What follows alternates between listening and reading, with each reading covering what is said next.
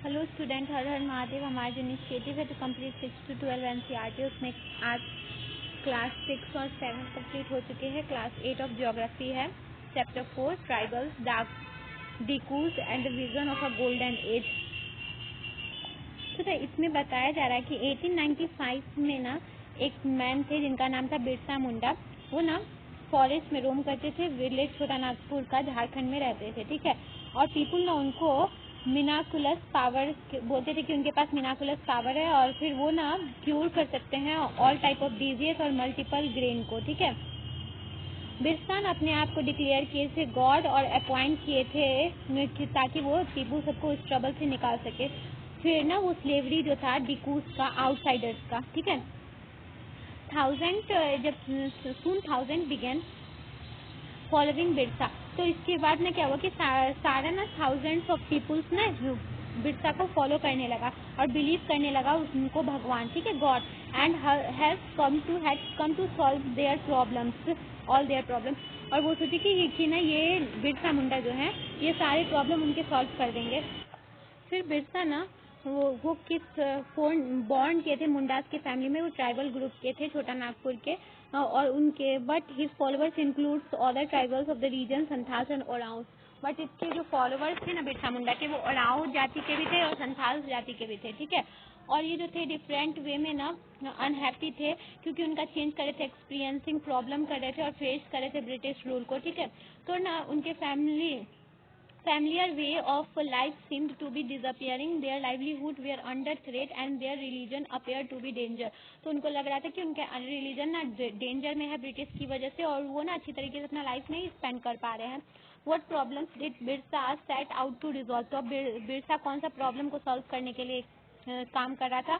Who were the outsider being referred to as Dikus and how did they enslave the peoples of the region? तो वो बोल रहे थे कि कैसे जो बाहर के आदमी आए हैं, डिकूज जो बन के आए हैं, तो ना वो कैसे इंस्लेव कर सकते हैं यहाँ लोकल रीजन के पीपुल को, ठीक है। What was happening to the tribal people under the British? और ट्राइबल पीपुल को क्या हो रहा था ब्रिटिश कानून के अंदर, ठीक है। How did they live their life change? कैसे उनका लाइफ चेंज हुआ था? ये सब का क्वेश्चन आपको इस चैप्टर में मिल जाएगा, ठीक है। जब आप ट्राइबल सोसाइटीज के बारे में देखोगे, आप ट्राइबल सोसाइटी के बारे में पढ़े होंगे लास्ट ईयर, तो मोस्ट जो ट्राइब होते हैं उनका कस्टम और रिचुअल होता है बहुत डिफरेंट होता है, जो ब्राह्मण द्वारा लेट डाउन किया जाता है, ठीक है। इनके सोसाइटीज ना शार्प सोशल डिवीजन होता है और that was characterise of caste societies, और इसके सोसाइटी ना इनका कास्ट सोसाइटी के हिसाब से ना बटा हुआ नहीं होता है। All those who belong to the same tribe thought of themselves as sharing common types of kinship, और ये सब ना किनशिप के तौर पे एक दूसरे को अपना मानते हैं, ठीक है, जो सेम ट्राइबल ग्रुप के होते हैं।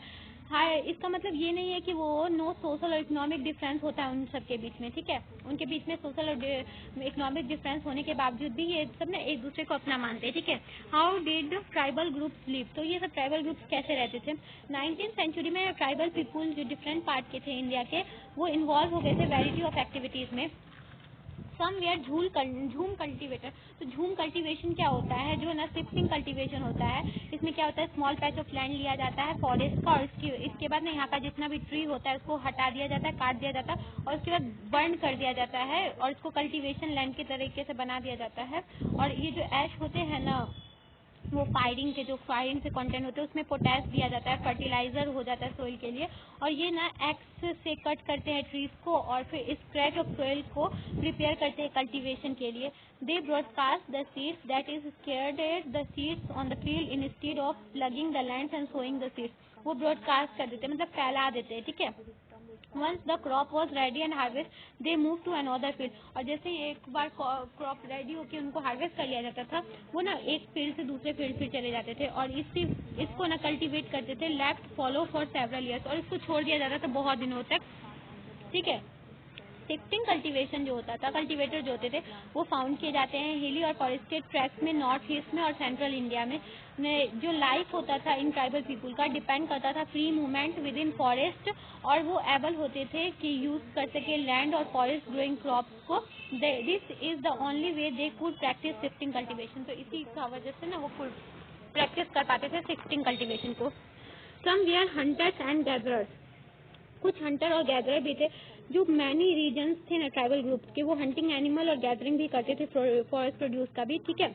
दे saw forest is essential for survival, वो ना मानते थे कि फॉरेस्ट ना बहुत एसेंशियल है सर्वाइवल के लिए। North where such a community living in the forest of Odisha, जो नॉर्थ थे ना, वो जो थे ना वो फॉरेस्ट में रहते थे, ओडिशा के इस कम्युनिटी के थे। वो ना क्या करते थे, कलेक्टिव हंट करते थे और डिवाइड करते थे मीट उन सभी में, ठीक है, अपने में। फिर वो ऐड करते थे फ्रूट्स और रूट्स फॉरेस्ट का, ठीक है, जो फॉरेस्ट ट्रीज होते थे, और कुक करते थे फूड को। Oil they extracted from seeds of the साल एंड महुआ, जो ऑयल वो महुआ और साल के पेड़ से लाते थे ना, उसी से वो खाना पकाते थे, ठीक है। और वो यूज करते थे फॉरेस्ट सर्ब्स और हर्ब्स को मेडिकल पर्पस के लिए, और सोल्ड करते थे फॉरेस्ट प्रोड्यूस को लोकल मार्केट में। लोकल वीवर और लेदर वर्कर जो होते थे turn to the courts when they needed supplies of kusum and flax flower to color their cloth and leather, तो उनको कुसुम और फ्लैक्स फ्लावर भी दिया जाता था अपने क्लॉथ और लेदर को कलर करने के लिए। From where did this forest people get their supply of rice and other grains, तो ना ये जो फॉरेस्ट पीपल थे ये कहाँ से लाते थे ग्रेन और राइस का सप्लाई अपने लिए, ठीक है। जब टाइम एक्सचेंज हुआ गुड्स के लिए, तो getting what they needed in return for their valuable forest produce, तो वो क्या करते थे, उनको जो भी चाहिए होता था ना अपना फॉरेस्ट प्रोड्यूस वो देते थे दुकानदार को, और उनको जो भी चाहिए होता था ग्रेन राइस जो भी चाहिए होता था वो उससे लेते थे, ठीक है, एक्सचेंज करते थे। Some of them did odd jobs in the village, और कुछ कुछ तो ऑड जॉब भी करते थे, जैसे कि लोड उठाते थे, बिल्डिंग रोड करते थे, कुछ कुछ लेबर होते थे फील्ड में पीजेंट और फार्मर के। When supplies of forest produce rank, tribal people had to increasingly wander to search of work in laborer, जैसे सप्लाई कम हो जाता था, सप्लाई स्ट्रेंथ कम हो जाता था, तो वो सब क्या करते थे, वो सब विलेज में घूमते थे ताकि उनको कोई काम मिल सके लेबरर के तौर पे, ठीक है। उनमें जो मैनी ऑफ देम थे ना वो थे बैगार्स ऑफ सेंट्रल इंडिया के, और रेल्यूटेंट थे कि वो सबको उन सबको कोई और वर्क मिल सके। बैगार्स ना अपने आप को पीपुल ऑफ द फॉरेस्ट मानते थे और लिव करते थे प्रोड्यूस उसी लाइफ लिव करते थे फॉरेस्ट में ही उन्हीं के प्रोड्यूस के द्वारा, ठीक है। They was below the dignity of Baiga to become a labourer, उनको लगता था कि उनकी डिग्निटी के खिलाफ है कि अगर वो लेबरर बन गए, तो वो लेबरर नहीं बनना चाहते थे, इसीलिए, ठीक है। Tribal group often needed to buy and sell in order to be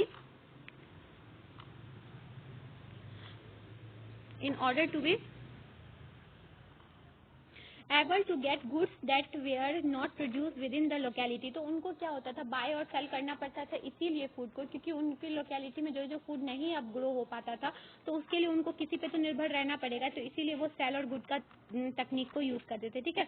और इसके लिए क्या हुआ, डिपेंडेंस हो गया उनका मनी लैंडर और ट्रेडर्स पे, और ट्रेडर्स ना आते थे सेल करते थे अपना सामान और सोल्ड करते थे बहुत ज्यादा हाई प्राइस पे, ठीक है।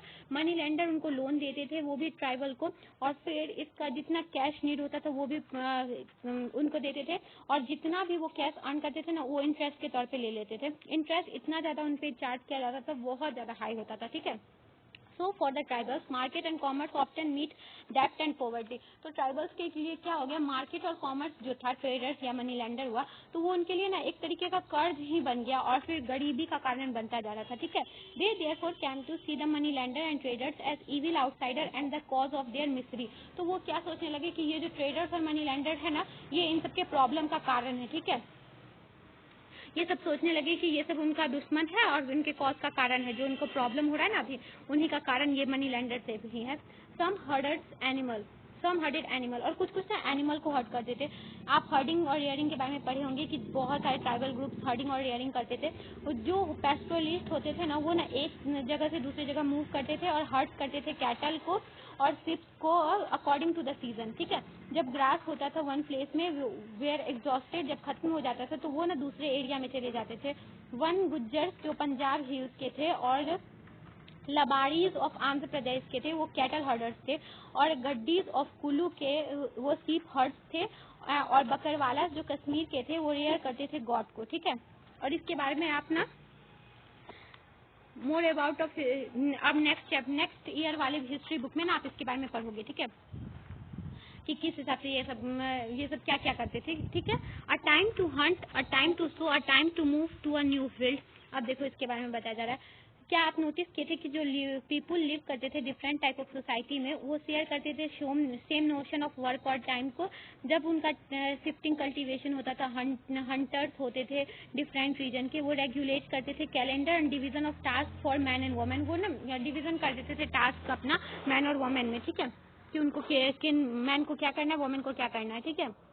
वेरिन इल्विन जो ब्रिटिश एंथ्रोपोलॉजिस्ट थे, वो लिव किए थे इन्हीं सब के साथ, बाइगास और कॉन्स के साथ सेंट्रल इंडिया के कुछ बहुत सारे साल, 1930 से 1940, मतलब 10 इयर्स, ठीक है। और फिर वो पिक्चर बताए थे कि किस हिसाब से ये कैलेंडर था, डिवीजन ऑफ टास्क था उनके बीच में। वो लिखते हैं कि जो चैट वुमेन थी ना, वो ना went to clearing to cut stocks that were already ripped. तो जो रिप्ड हो जाता था स्टॉक, उनको कट करने का काम चैंट वुमेन का था। मैन ना कट करते थे लार्ज ट्री को और फिर रिचुअल हंट को, और हंट जो होता था वो began to full moon from the east, और बिगेन होता था फुल मून ईस्ट के तरफ से, ठीक है। Traps of bamboo were used for hunting, और बम्बू को क्या किया जाता था, यूज किया जाता था हंटिंग के लिए। वुमेन ना गैदर करती थी fruits like sago, tamarind and mushroom. Baiga women जो होती थी गैदर करती थी रूट ऑफ कुंदा और महुआ सीड्स का। All of the Adivasis in central India the Baiga were known as the best hunter, और जो जितने भी आदिवासी थे ना सेंट्रल इंडिया में, उनमें सबसे बेस्ट हंटर थे बैगास, ठीक है। और जो Baisakh the firing of the forest took place, जब बैसाख में ना फायरिंग फॉरेस्ट में टू प्लेस किया, तो वुमेन गैदर ना अनब्रंट वुड टू बर्न, तो वो ना जो अनब्रंट वुड होता था ना उनको लेती थी, ठीक है, जलाने के लिए।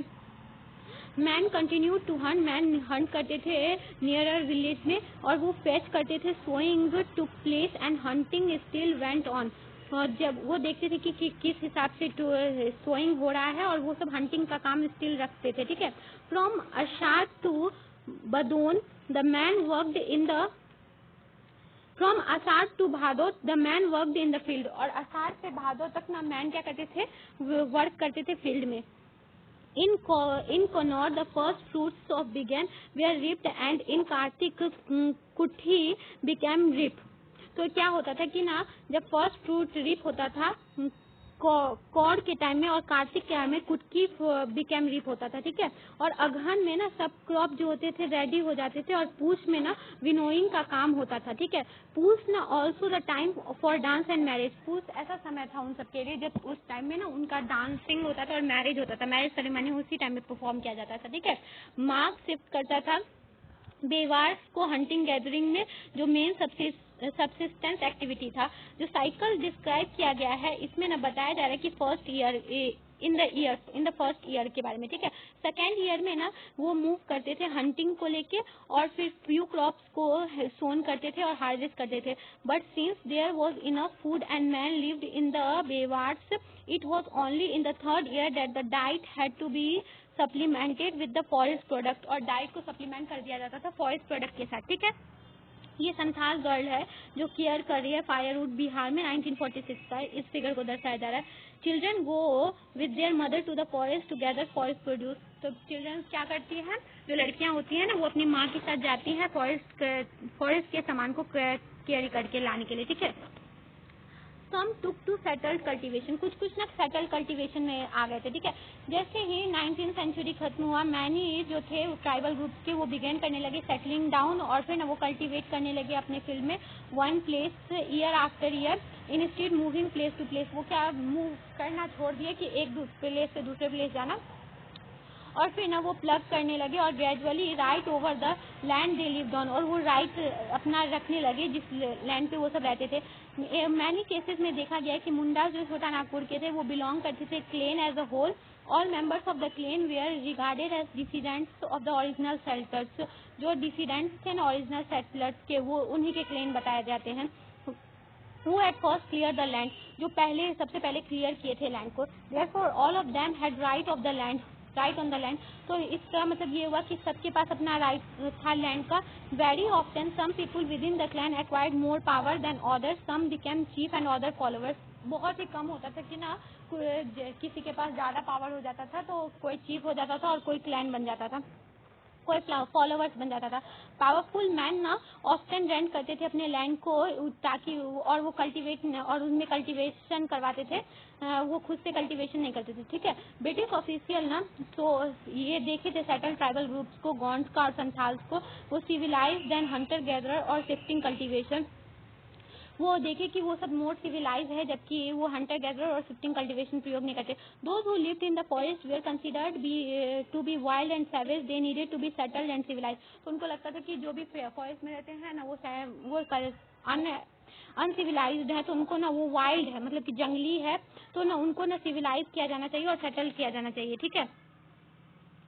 How did colonial rule affect tribal lives, कैसे कॉलोनियल रूल अफेक्ट किया ट्राइबल लाइफ्स को? जब ब्रिटिश रूल टाइम आया तो फिर ना आप चेंजिंग देखेंगे। What happen to tribal chief, tribal chief का क्या हुआ? जैसे ब्रिटिश अराइवल हुआ उनके एरिया में, ट्राइबल चीफ्स वेयर इम्पोर्टेंट, उनके एरिया में ट्राइबल चीफ इंपॉर्टेंट पीपल थे, वो एंजॉय करते थे कुछ अमाउंट ऑफ इकोनॉमिक पावर को भी, और वो एडमिनिस्टर करते थे और कंट्रोल करते थे उनके टेरिटरी को।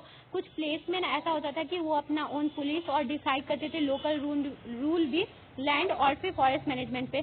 जैसे ब्रिटिश रूल आया, ये फंक्शन और पावर जो ट्राइबल चीफ का था वो चेंज होने लगा कंसिडरेबली, और they were allowed to keep their land titles over a cluster of village and rent out whole lands, but they lost much of their administrative powers and were forced to follow laws made by British official in India।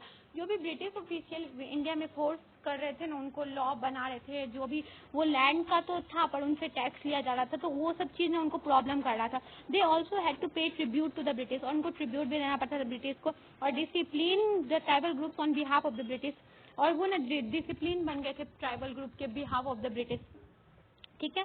They lost the authority they had earlier enjoyed amongst their people and were unable to fulfil their traditional function, और ना वो ना जो भी power उनको पहले मिलता था ब्रिटिश रूल से पहले, वो सब उनका खत्म हो गया था, और वो ना अपना ट्रेडिशन और फंक्शन को फॉलो भी नहीं कर पा रहे थे ठीक से, ठीक है। What happened to the shifting cultivator, जो शिफ्टिंग कल्टीवेटर था, the British were uncomfortable with groups who removed about and did not fixed home. तो उन ब्रिटिश ना बहुत ज्यादा परेशान थे उन ग्रुप से जो ना एक जगह पे नहीं रहते थे, दूसरी जगह पे चले जाते थे, मतलब घूमते रहते थे। तो वो चाहते थे कि वो जो ग्रुप हो सेटल डाउन हो और फिर बिकम पीजेंट कल्टीवेटर बन जाए, ठीक है। तो ना वो सेटल्ड पीजेंट कल्टीवेटर के लिए ना कंट्रोल किए और एडमिनिस्ट्रेट किए उन पीपुल को, और जो हर वक्त मूव करते थे। तो ब्रिटिश चाहते थे कि ये जो रेगुलर रेवेन्यू सोर्स है स्टेट से उनको मिले, तो ना उसके लिए वो इंट्रोड्यूस किए थे land settlement, that is they measure the land, define the right of each individual to that land and fix the revenue demand for the state. और ना वो क्या किए, तो उसके बाद में सब पहले लैंड को मेजर किए कि कितना लैंड है, और उसके बाद में वो सारे लैंड को ना हर एक इंडिविजुअल को बांट दिया और बोले कि आपको इतना इतना टैक्स देना पड़ेगा हमको, ठीक है। कुछ पीजेंट डिक्लेयर किए लैंड ऑनर्स, अदर्स टीनेंट्स, किसी को लैंड ऑनर्स डिक्लेयर कर दिया गया, किसी को टीनेंट्स डिक्लेयर कर दिया गया। जैसे आप चैप्टर 2 में पढ़े हैं कि टीनेंट्स को पे करना था रेंट लैंड ऑनर्स को, who in turn paid revenue to the state, जो कि रिवेन्यू स्टेट को देगा फिर टीनेंट्स, ठीक है, landowners। The British efforts to settle झूम cultivator was not very successful। जो ब्रिटिश का एफर्ट था ना झूम कल्टीवेटर को लेके, वो ज्यादा सक्सेसफुल नहीं हुआ। Settle plough cultivator is not easy in areas where water is scarce and soil is dry. तो क्योंकि सेटल जो प्लग एरिया जो वो तो बांट दिए थे, पर वहाँ पे वो चीज संभव नहीं था जहाँ पे वो ना चाहे ड्राई वाटर हो, यहाँ पे पानी का अवेलेबिलिटी नहीं हो, तो वहाँ पे वो कैसे ग्रो करते ट्राइबल पीपुल, तो ये चीज ना सक्सेसफुल नहीं हो पा रहा था। In fact, झूम cultivator who took to plug cultivation often suffered since their field did not produce good yield। क्योंकि जो झूम कल्टीवेशन भी हो चुका था ना उसमें, तो इसलिए कुछ पहले जो, तो उससे ना कल्टीवेशन जो हो रहा था फूड का वो भी गुड यील्ड नहीं हो पा रहा था। तो झूम कल्टीवेटर नॉर्थ ईस्ट इंडिया में ना इंस्टेड और continuing with their traditional practice, तो नॉर्थ ईस्ट इंडिया में जो थे ना वो झूम कल्टीवेशन को ही फॉलो किए और अपना ट्रेडिशनल प्रैक्टिस फॉलो किए। फेसिंग वाइड स्पेयर प्रोटेस्ट भी ब्रिटिश को फेस करना पड़ा इसके लिए, और फिर British ultimately allow the right to carry on shifting cultivation in some parts of the forest. तो फिर वो ना इसके बाद फिर शिफ्टिंग कल्टीवेशन को कुछ पार्ट ऑफ द फॉरेस्ट में अलाउ भी कर दिए थे, ठीक है। Forest loss and there impact. अब फॉरेस्ट लॉस क्या था और उनका इम्पैक्ट क्या था? जो ट्राइबल ग्रुप्स थे उनका लाइफ था जो आप देखे हो डायरेक्टली कनेक्ट थे फॉरेस्ट से, जो चेंज हो रहे थे फॉरेस्ट लॉ की वजह से, जो कंसिडरेबली इफेक्ट कर रहे थे फॉरेस्ट लाइफ को। ब्रिटिश एक्सटेंड कर रहे थे अपना कंट्रोल फॉरेस्ट में और डिक्लेयर कर रहे थे फॉरेस्ट को स्टेट प्रॉपर्टी। सम फॉरेस्ट को ना वो क्लासिफाइड कर लिए थे रिजर्व फॉरेस्ट, जिसमें ना टिम्बर का प्रोड्यूस होता था जो ब्रिटिश चाहते थे। इन उस फॉरेस्ट में ना पीपुल अलाउड नहीं थे कि वो मूव कर सके freely.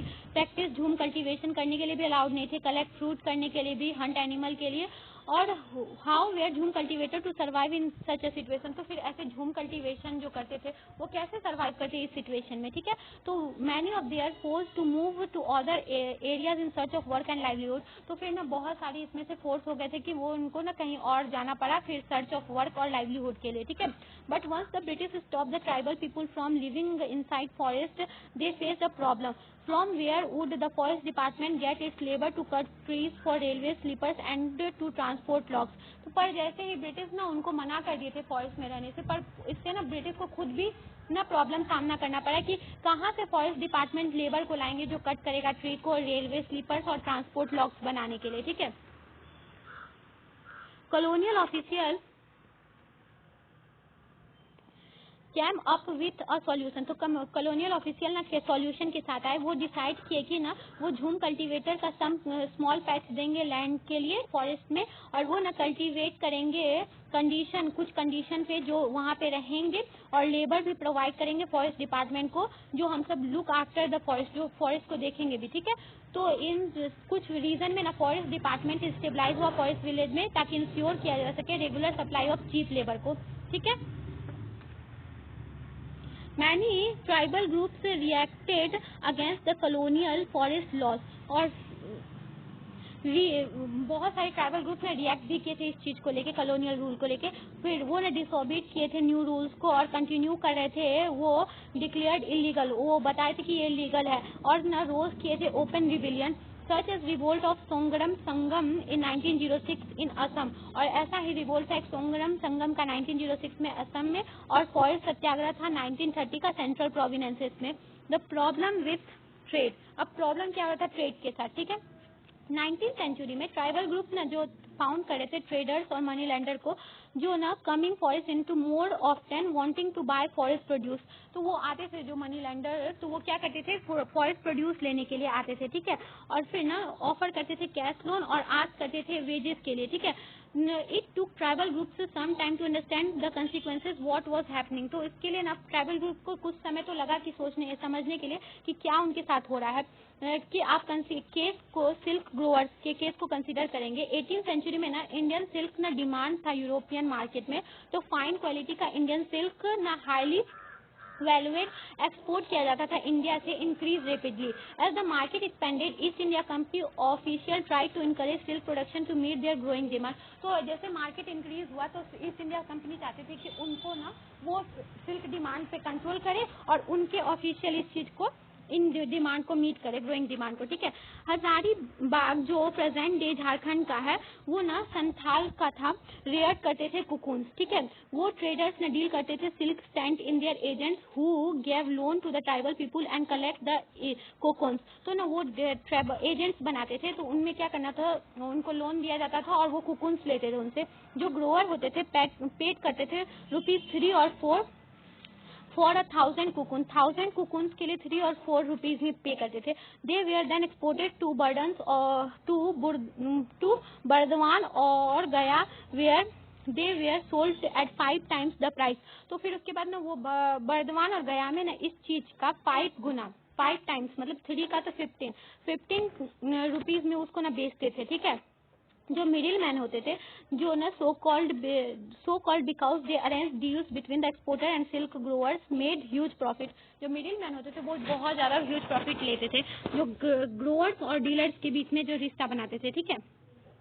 The silk grower earned very little, understandably many tribal groups saw the market and the traders as their main enemies, तो इसीलिए ना वो ना ट्रेडर्स को अपना मेन एनिमी समझने लगे थे, क्योंकि उनके पास बहुत कम ही पैसा आ रहा था जितना उनसे काम करवाया जाता था उसके मुताबिक, ठीक है। द सर्च फॉर वर्क, तो फिर जो प्लाइट थे जो ट्राइबल के, वो ना मूव कर रहे थे, गो अवे कर रहे थे अपने होम से सर्च करने के लिए वर्क, जब उनका कंडीशन रोजन हो गया था। लेट 19th सेंचुरी में ना टी प्लांटेशन स्टार्ट हो गया था coming up and mining became an important industry. Tree plantation होता था और माइनिंग इंपॉर्टेंट इंडस्ट्री हो चुका था। तो ट्राइबल ना रिक्रूट किए जाते थे लार्ज नंबर ताकि ट्री प्लांटेशन कर सके असम में और कोल माइनिंग और झारखंड में कर सके। दे वे रिक्रूटेड थ्रू कॉन्ट्रैक्ट्स और कॉन्ट्रैक्ट्स के बाद वो सब रिक्रूट किए जाते थे। उसमें उनको बहुत ही कम लो वेजेस मिलता था and prevented them from returning home. और इसका ये भी नहीं था कि ना वो प्रिवेंट भी होते थे कि उनको घर नहीं जाना, मतलब बहुत ही कम छुट्टी या छुट्टी मिलता ही नहीं था, इस टाइप से था। ठीक है, अब क्लोजर लुक के बारे में है। Through the 19th and 20th century, tribal groups in different part of the country rebelled against the changes in laws. जब 19 और 20 सेंचुरी आया तो ट्राइबल ग्रुप्स जो थे डिफरेंट पार्ट ऑफ कंट्री के, वो रिबेल कर दिए थे इन सब चीजों के प्रैक्टिस के हिसाब से। ठीक है, और जो टैक्स उनको पे किया जाता था, एक्सप्लॉइटेशन जो होता था ट्रेडर और मनी लेंडर के खिलाफ। ठीक है, तो कोल रिविलियन हुआ था 1831 से 1832 में, संथाल रिवोल्ट किए थे 1855 में, बस्तर रिविलियन हुआ था सेंट्रल इंडिया में 1910 में, और वारली रिवोल्ट हुआ था महाराष्ट्र में 1940 में। और इस सब मूवमेंट को ना the movement that Birsa led was one such movement, और एक मूवमेंट था जो बिरसा भी लेड किए थे, वो उन्हीं में एक मूवमेंट था। ठीक है, बिरसा मुंडा। बिरसा ना बोर्न किए थे मिड 1870 सेंचुरी में। वो सन थे पुअर फादर के, और वो ग्रू अप फॉरेस्ट में ही मतलब बड़े हुए थे बोहोंदा के। ग्रेजिंग करते थे शिप को और प्लेइंग करते थे फ्लूट, डांस करते थे लोकल अखाड़ास में। ठीक है, फोर्स हो गए थे पॉवर्टी के लिए, क्योंकि इसके फादर ना move from place to place looking for work. उनके फादर ना मूव करते थे एक जगह से दूसरी जगह वर्क के लिए। और जैसे वो एडolescent हुए, बिरसा हेयर किए tales of Munda uprising of the past and saw the sirdars leaders of the community urging the people to revolt. तो वो जैसे ही ना बड़े हुए ना, तो ये सब कहानी जो सुने थे कि कैसे ही रिवोल्ट हुआ था, वो चीज का कहानी सुने ना, तो they talked of a golden age when the Mundas had been free of oppression of dikus and said they would be a time when the ancestral right of the community would be restored. तो वो बोलते थे कि ना एक समय ऐसा आएगा कि जब ना ये जो बाहर के डाकूज आए हैं वो सब यहाँ से चले जाएंगे, और जो एंसेस्ट्रल यहाँ पे जो रहते हैं गोल्डन एज आएगा मुंडास के लिए, और जो यहाँ रहते हैं यहाँ की कम्युनिटी है वो अपना फिर से राइट ना फिर से एंसेस्ट्रल राइट रिस्टोर कर लेंगे। ठीक है, they saw themselves as the descendants of the original settlers of the region. और वो अपने आप को ना समझते थे कि हम सब जो रीजनल जो सेटलर थे यहाँ के, उन्हीं के हम सब मतलब की है डिसीडेंट्स हम सब। ठीक है, फाइट करे थे अपने लैंड के लिए, मुल्क की लड़ाई, और reminding people of the need to win back their kingdom. और बता रहे थे पीपुल को कि ना आपको अपने लैंड के लिए लड़ना होगा। ठीक है, Birsa went to the local missionary school and listen to the sermons of the missionaries. और ना वो लोकल मिशनरीज का स्कूल जाते थे और वहाँ पे सरमन सुनते थे। वो हेयर कर रहे थे कि पॉसिबल है कि मुंडा ना अटेंड करेंगे kingdom of heaven and regain their lost right, और लॉस्ट राइट जो उनका चला गया है वो रीगेन करेंगे। ठीक है, this would possible if they become good Christian and give up there bad practices. अगर ये तभी होगा जब ना वो गुड क्रिश्चियन बनेंगे और बैड प्रैक्टिस को अपना गिव अप करेंगे। Later Birsa also spend some time in the company of a prominent Vaishnav preacher के तौर पे भी बिरसा कुछ टाइम अपना जिंदगी का निकाले। ठीक है, he wore the sacred thread and began to value the importance of purity and piety, और फिर वो वैल्यू देने लगे प्योरिटी और पीटी को। ठीक है, Birsa was deeply influenced by many of the ideas came in touch with in his growing up year। तो ना वो बहुत सारे आइडिया से भी इन्फ्लुएंस थे जो वो बड़े होते हुए सीख रहे थे। His movement was aimed at reforming tribal society। उनका मूवमेंट क्या था कि ट्राइबल सोसाइटी को रिफॉर्म किया जा सके। वो अर्ज कर रहे थे मुंडास को कि ड्रिंकिंग लिक्वियर को छोड़ दे। ठीक है, क्लीन विलेज को क्लीन रखे, स्टॉप करे witchcraft and sorcery. But we must remember that Birsa also turned against missionaries and landlords। और वो ना मिशनरीज और लैंडलॉर्ड्स के खिलाफ भी खड़े हुए। He saw them as outside force and they were ruining the Munda way of life. और वो सोच रहे थे कि ये जो बाहर के हैं और ये ना रियून कर रहे हैं, खराब कर रहे हैं मुंडा के लाइफ को। 1895 में बिरसा अर्ज किए थे अपने फॉलोअर्स से रिकवर करने के लिए अपना ग्लोरियस पास्ट को, और वो गोल्डन एज के बारे में बताए अपने पास्ट के, सतयुग के बारे में, द एज ऑफ ट्रूथ के बारे में। When Mundas lived a good life, जब वो मुंडा ना गुड लाइफ जीते थे, कंस्ट्रक्ट करते थे एम्बैंकमेंट्स, टैप्ड नेचुरल स्प्रिंग्स को करते थे, प्लांटेड ट्री और ऑर्चार्ड्स को करते थे, प्रैक्टिस करते थे कल्टीवेशन अर्न, ताकि वो अपना लाइफ अर्न कर सके। They did not kill their brethren and relatives, वो अपने ब्रिथेंस और रिलेटिव्स को नहीं मारते थे, ठीक है। दे लिव्ड ऑनेस्टली, और वो ऑनेस्टली रहते थे। Birsa also wanted people to once again work on their land, वो चाहते थे कि वो ना जो जितने भी पीपुल है वो अपने लैंड पे फिर से काम करे, सेटल डाउन करे, कल्टीवेट करे अपने फील्ड को, ठीक है।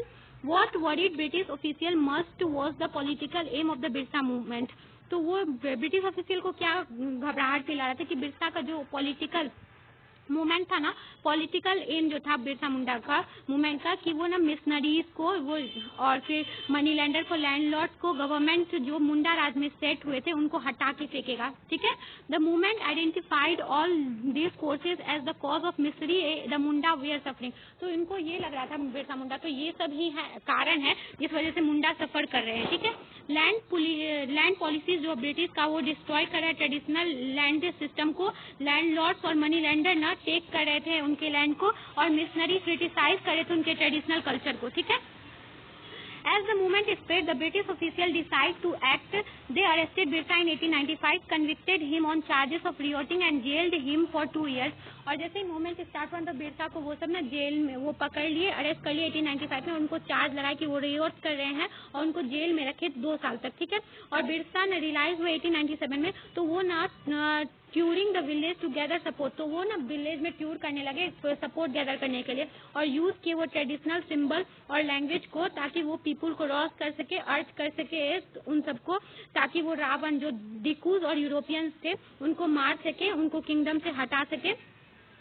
Birsa followers began targeting the symbols of dikus and European power, तो फिर बिरसा के जितने भी फॉलोअर्स थे वो सब ना ये डिकूज पे और यूरोपियन पावर्स पे अटैक करने लगे, और फिर वो अटैक करने लगे पुलिस स्टेशन पे, चर्च पे, और रेडिट करने लगे प्रॉपर्टी ऑफ मनी लैंडर और जमींदार के। They raised the white flag as a symbol of Birsa Raj, और वो ना व्हाइट फ्लैग को यूज करते थे बिरसा राज का सिंबल को लेके, ठीक है।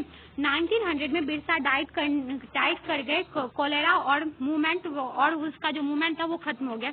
However the movement was significant in the least 2 year, 2 year में ना तभी वो सिग्निफिकेंट रहा। First, it force the colonial government to introduce laws so that the land of the tribal could not easily taken over by dikus, तो वो colonial government को force किए, introduce करवाए उनसे लॉ, कि ताकि ना कॉलोनियल जो ट्राइबल पीपुल का जो लैंड है वो ना लिया नहीं जाए। Second, it showed once again that the tribal people has the capacity to protest against injustice and express their anger against colonial rule, और ये भी बताया कि ना ट्राइबल पीपुल इनजस्टिस नहीं फेस करेंगे, और कॉलोनियल रूल अगर उनके खिलाफ गलत करेगा तो उनके अगेंस्ट भी वो खड़े होंगे।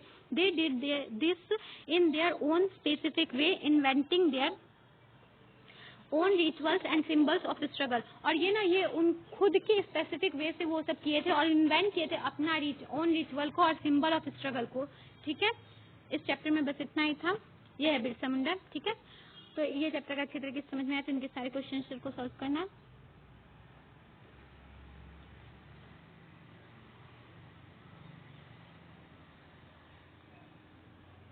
कोई भी डाउट हो तो आप कमेंट में पूछ सकते हैं। I hope you understand. Thank you.